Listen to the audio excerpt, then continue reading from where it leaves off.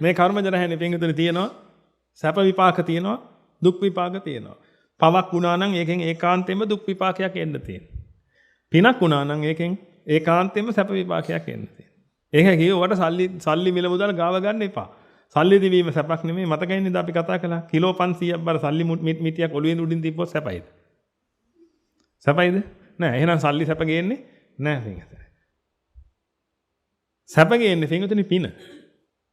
සල්ලි තියෙන කෙනෙකුට පින්විතනේ සැප විඳින්න පුළුවන්. මොකක් හින්දාද? පින නිසා. සල්ලි තියෙන කෙනෙකුට බෙල්ල කපා ගන්නත් පුළුවන් ඕන. මොකක් හින්දාද? පව නිසා. සල්ලි කියලා කියන්නේ දැලිපිය වගේ ආයුධයක්. ඒක ආයුධයක් විතරයි. එහෙනම් මේ විදිහට පින්විතනේ අපි ඉන්නේ. මේ කාලෙදි වෙන්නේ මේ කාලේ පරිසරයේ සැකසීලා තියෙනවා විද්‍යාව දියුණු කරලා තියෙන නිසා පින්විතනේ මිනිස්සුන්ට සැප විඳින්න පුළුවන්. සැප විඳිනවා කියලා කියන්නේ අලුතෙන් විඳින එකක් නෙමෙයි. මොනවා හරි සැප විපාක තියෙනවා නම් ඒව ඇදිලා එන පරිසරයක් හැදිලා තියෙනවා. අපි මේ පරිසරයට කියනවා සමානන්තරය.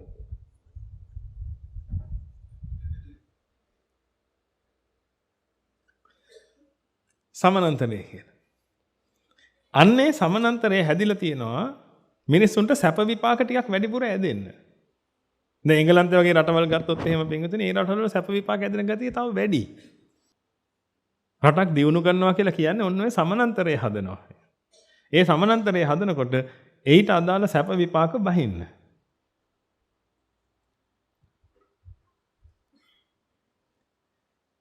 මේ කාලේ විද්‍යාව ගොඩාක් දියුණු නිසා පින්විතනේ ඒ සමානන්තරය හැදිලා තියෙනවා සැප විපාක වැඩිපුර බහින්න. නමුත් විද්‍යාව දියුණුයි දහමෙන් මිනිස්සු පිරිහිලා ඉන්නේ. අන්න ඒක නිසා පින්විතනි මේ කාලේ මිනිස්සු අතින් පිනක් වෙන්න තියෙන සම්භාවිතාව ගොඩක් අඩුයි. මිනිස්සු හැමතිස්සෙම කේන්තියෙන් ඉන්නේ. පීඩාවෙන් ඉන්නේ. ඒ පීඩාව නිසා හැමතිස්සෙම පින්විතනි ලෝකයට අයහපතක් කරන්නමයි හිතන්නේ.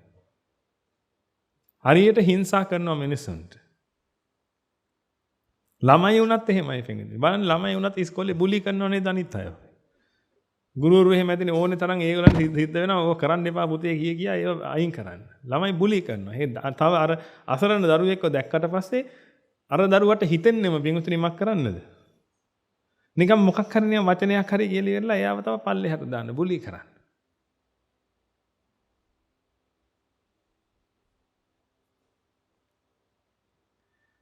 ඔය ඔක්කොම පව් පින්විතනි.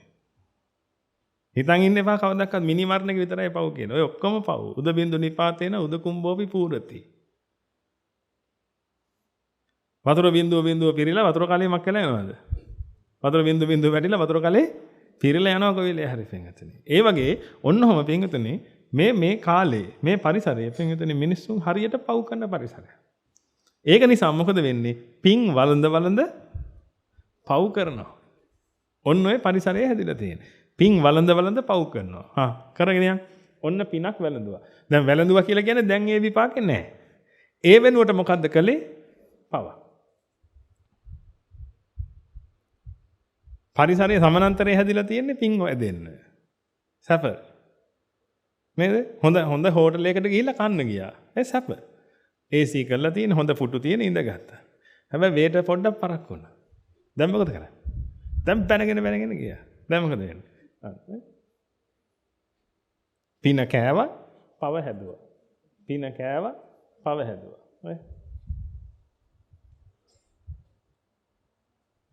දැන් එන්න පව් ගහණේමක් වෙනවද පින්වතුනි? පව් ගහණේ වැඩි වෙනකොට බලාකුළ වගේ තමයි පින්වතුනි මේකට දරන්න බැරි වෙනකොට. ඒ කියන්නේ මේ විශ්වය පාප විපාක වලින් පිරීලා යද්දී මේක සුද්ධ කරන්න ඕන වෙනවා.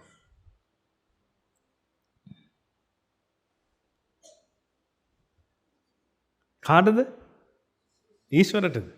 දෙවියන් වහන්සේටද? කාටද? නෑ විශ්වයට. විශ්වයට එවත් දැන් මේකේ ස්වභාවයට මෙන්න. කවුරුත් කරන වැඩක් නෙමෙයි. වස්සවන්නේ කොහොමද බින්ද? වස්ස වනවා කියලා එකක් නෑ නේද? මොකද්ද වෙන්නේ? අපි ජල චක්‍රය කියලා එකක් දන්නවා. මෙන්න මේක සිද්ධ වෙනවා මේ විදිහට සිද්ධ වෙනවා කියලා අපි දන්නවා. බලාකුළු ගැප් ගන්නවා. බලාකුළු ගැප් අරගෙන ගැබ දරා ගන්න බැරි වෙනකොට මක් වෙනවද? වැටෙනවා පල්ලෙහාට. අන්න ඒ වගේ පින්වතුනි මේකත් දරා ගන්න බැරි වෙනකොට මේකත් වැටෙනවා. වැටෙනවා හේවත් පින්වතුනි මේක අහෝසි කරන්න ඕනේ. මේ විපාක ටික අහෝසි කරන්න පින්වතුනි ක්‍රම දෙකක් තියෙනවා.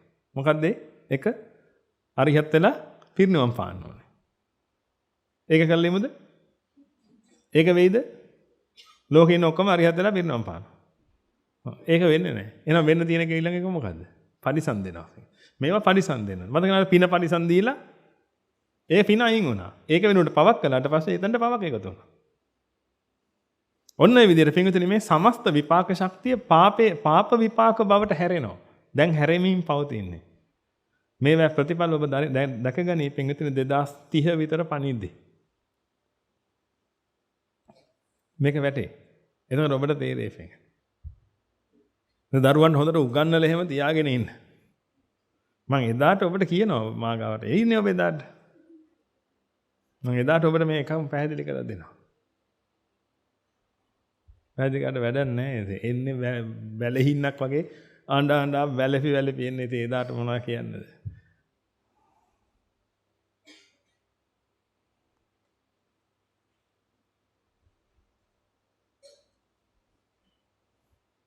හේතු යුක්ති සහිතව පෙන්වන්නේ. අනාගතය දැකලා නෙමෙයි පින්විතනේ හේතු යුක්ති සහිතව පෙන්වන්නේ.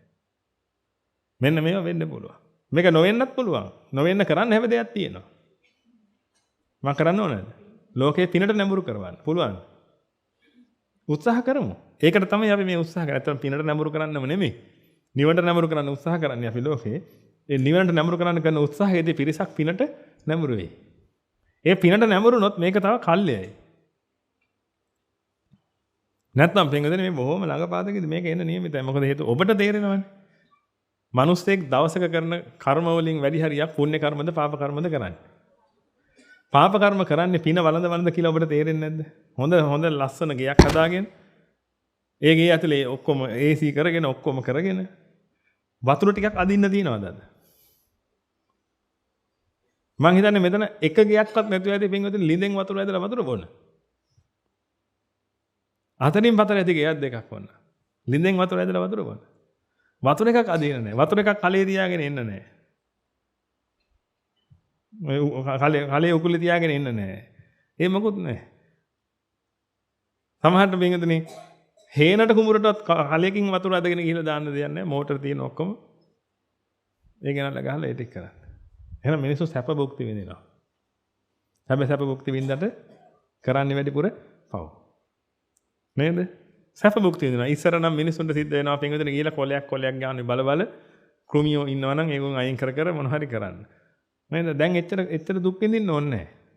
දැන් කරන් තියෙන්නේ මොකද්ද? දැන් ඒවට කියන කෘමිනාශක තියෙනවා. කෙලින්ම කෘමිනාශක ගහන්න තියෙනවා. දැන් ඉස්සරහට මිනිස්සු ගහන්න ඕනෙත් නැහැ. දැන් පිටරටවල වලින් පටන් ගන්නවා. මොනවද? ඩ්‍රෝන් වලින් ගහන්න. ඩ්‍රෝන් කියලා තියෙන රුඩේ යන පොඩි කපුරු වගේ හදාගෙන ඉන්නේ. මේ මෙහෙ තියෙන්නේ. අනේ හදාගෙන තියෙනවා මම කරනවාද මේක? අනේ වැන් දැන් තෙල් ගහන්න පටන් ගන්නවා මේ වලට.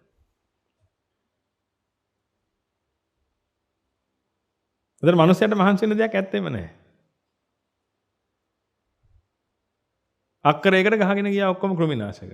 කෝටි ප්‍රකෝටි ගණක් එකපාරම මැරලා ගියා. අර සැපේ විඳින ගමන් මහා අනන්ත අප්‍රමාණ මහ පව් කන්දරාවක් කරගන්නවා. සමහරට බෙන්ගදනේ අනාගතයේ දවසක ඔබට හිතෙන්නේ නැද්ද කිමිකල් වර්ෂාවක් වැහැලා මිනිසුන්ගේ දිය වෙලා යයි කියලා. අද හිට නෙමෙයි මම මේ කියන්නේ. එහෙම හිතෙන්නේ නැද්ද ඔබට? වැඩි හරියක් ප්‍රාණඝාත සිද්ධ වෙන්නේ මේ කාලේ මොනවද මේකදනේ? මොනවද? කිමිකල් වලින්. වැඩි හරියක් ප්‍රාණඝාත.